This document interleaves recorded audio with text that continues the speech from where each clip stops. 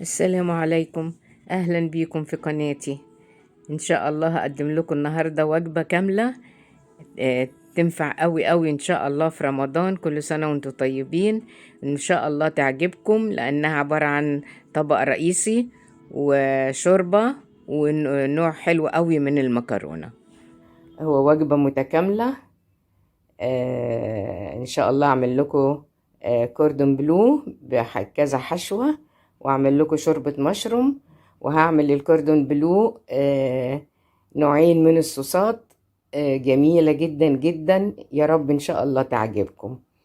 في الاول انا قطعت كيلو صدور فراخ وتبلتها ملح وفلفل وبابريكا وفلفل كشميري وشوية صغيرين قوي كده على طرف المعلقة بودرة بصل وبودرة ثوم وجنزبيل برضو بودرة. دي التوابل. هضربها في الفود بروسيسور. دي طريقة سهلة جدا جدا للكوردون بلو للي بتخاف انه يفك منها او ما عملتوش قبل كده.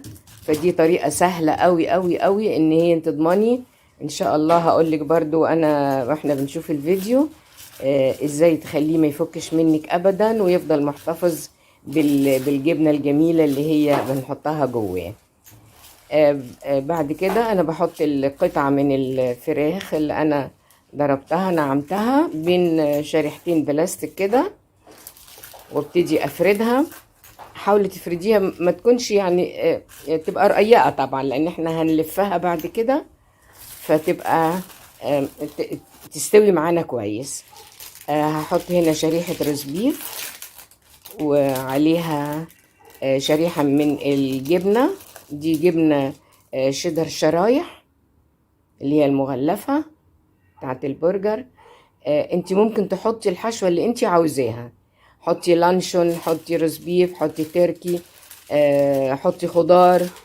الجبنة برضو اللي انت عاوزاها بس تكون نوع جبنة بيسيح، يعني شيدر، جودة، فلامنك، امينتال، موزاريلا، اي نوع جبنة بتسيح.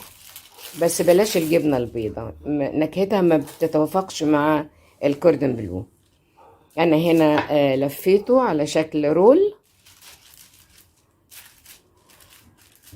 هعمل لكم واحدة كمان برضو للتوضيح. بفرد قطعة الصدور على شريحة البلاستيك وابتدي بقى بالرول افردها كويس عشان تبقى كلها نفس السمك.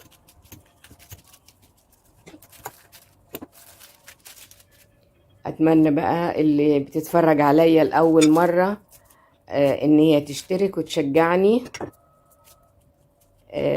الاشتراك في القناة كل اللي هتعمليه تضغطي بس على كلمة اشتراك بس، واكون شاكرة لكل واحدة بتشترك في قناتي. هنا حطيت شريحة تركي مدخن وهحط برضو عليها. انا بلف كده شريحة الجبنة علشان اشجع ان هي ما تسحش معايا في وانا بقليها، لانه لو فردتها كلها على شريحة التركي ممكن تسيح معايا وما يبانش تأثيرها. فانا بحطها مبرومة بالشكل ده وبعدين ابتدي بقى الف الرول. لازم اظبطه وما خلوهوش فيه تهوية، يبقى مبروم على نفسه كويس. واضغط وانا بلف كده اضغط كويس. اذا اتبقى معايا زيادة بعد شريحة التركي او بعد شريحة الحاجة اللي انا حطاها بشيلها عشان انا عايزة رول يبقى كله فيه نكهة الجبنة ونكهة التركي او الروز بيف او اللانشون اللي انا حطاه. انت كمان ممكن بعد كده بلفها وبرمها كويس قوي. احطي الحشوة اللي انت عايزاها. ممكن تتحشي خضار وانا هحشيها كمان معاكم دلوقتي حشوة في منتهى الجمال. والله طلعت طعمها احلى من اللحوم.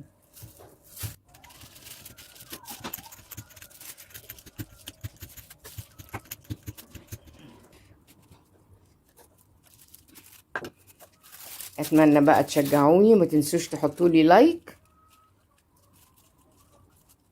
طبعا انا بظبط القطعة اللي انا هحشيها، بشيل الحواف. حطيت تاني قطعة روز بيف، واحط الجبنة.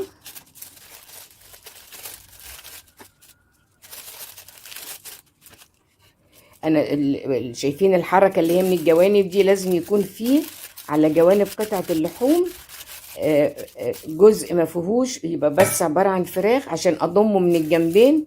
الحركة دي هي اللي بتخلي الرول وهو بيتقلي ما تطلعش منه الجبنة ابدا. انا خلصت الكمية بتاعتي، هحطها في التلاجة بقى تتماسك شوية. هنا بقى انا قطعت بصل شرايح، قسمت البصلة نصين، كل نص قطعته شرايح.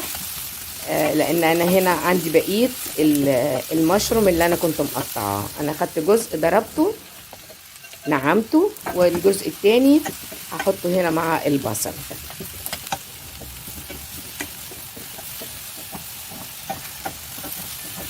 استنى بس البصله تدبل. طبعا هنا نار متوسطه، اخلي بس البصله تدبل وابتدي احط عليها بقيه المشروم. هفضل اقلب برضه على النار المتوسطه دي لغاية ما أشم ريحة المشروم طلعت. الحقيقة المشروم الطازة ده حكاية، فعلا حكاية. يا ريت لو حبيتوا تستخدموا المشروم في أي حاجة بلاش تجيبوا المعلب. المعلب لا علاقة ليه بالمشروم أبدا. أنا هنا تبلت المشروم طبعا لأنه هو طعمه لوحده جميل، مش محتاج حاجة. تبلته بس بشوية ملح وفلفل. أنا تبلت بعد ما طفيت البوتاجاز، هقلب واسيبها تبرد شوية. اللي انا عملته بقى دوت المشروم ده، هو انا هعمل بيه الحشوة لبقية الفراخ. حطيت هنا برضو شريحة جبنة، وابتدي بقى احط عليها المشروم. برضو فكرة حشوة المشروم دي جديدة، وطعمها برضو في منتهى الجمال. اتمنى تجربوا الوصفة دي. هي انا عاملة وجبة متكاملة. شفتوا عملت الصوص وعملت الشوربة وبعمل الكوردون بلو. لسه بقية الوجبة ما خلصتش، هنشوفها دلوقتي. ببتدي بقى ألم عجينة الفراخ على الحشوة بتاعتي. وانا هنا الحقيقة لقيت القطعة اللي انا كنت خدتها وفردتها طلعت صغيرة، فطبعا كان ممكن ان انا اقطع الجزء ده واقول لكم خلاص هي كده بقت كويسة، بس لانه الواحد وهو بيشتغل بيصادف مشاكل فهنحلها. اخدت قطعة تاني من الفراخ فردتها وابتدي بقى احطها على، شوفوا الجزء اللي هو ما فيهوش فراخ ده، واظبط بقى الشغل بتاعي. لازم الزق الفراخ في بعضها كويس قوي واضغط عليها واجمعها كده، وحطيتها في التلاجة. طبعا كملت الباقي وحطيته في التلاجة مع الرولات. هنا بقى انا عندي دقيق وبيض وبقسماط. ابتدي بقى اغلف الكلام ده كله اللي انا كنت عاملاه. هو هنا طبعا لما اتحط في التلاجة مسك نفسه وبقى متماسك كده عشان اقدر اقلبه كويس. طبعا مش في الفريزر. لو انت كنتي عاملاه وحطاه في الفريزر تستني يفك شوية بسيطة وابتدي غلفيه علشان يشرب معاكي من الدقيق والبيض والبقسماط. انا هنا البيض حطاله بس شوية حليب، والدقيق حطاله شوية ملح وفلفل اسود. البقسماط مش حط عليه حاجة لاني خلاص انا متبلة الفراخ كويس. اغلف كويس قوي بالدقيق،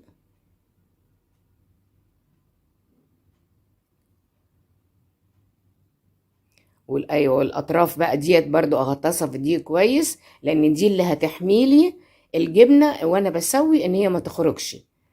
الطريقة دي تضمنك لو انت ابتدي بقى هنا اقلي بقى لانه كان خلاص المغرب فاضل عليه حوالي نص ساعة عشان اقدمها سخنة. ابتدي اقليه على نار متوسطة، لا واطية ولا عالية. والله ما شرب زيت بالمرة. شايفين حتى الزيت وهو بيعمل فقاعات، تحس ان هو النار مش عالية عليه وفي نفس الوقت مش واطية. فانا بعمله على نار متوسطة علشان برضو ده رول، يعني طبقات كده فوق بعضها من الفراخ، اضمن ان هي تستوي كويس. انا بجرب لكم هنا واحدة، والله هنا كانت بردت يعني مش سخنة، لكن شايفين الجبنة سايحة وجميلة ازاي جوه وما خرجتش من الرول ابدا. شايفين جميلة ازاي، طعمها كمان في الاكل في منتهى الجمال. ده رول اللي هو محشي تركي مدخن، وانا هجرب لكم كمان اللي هو محشي بالروز بيف. شايفين برضو الجبنة لسه جوه الرول بتاعي في منتهى الجمال.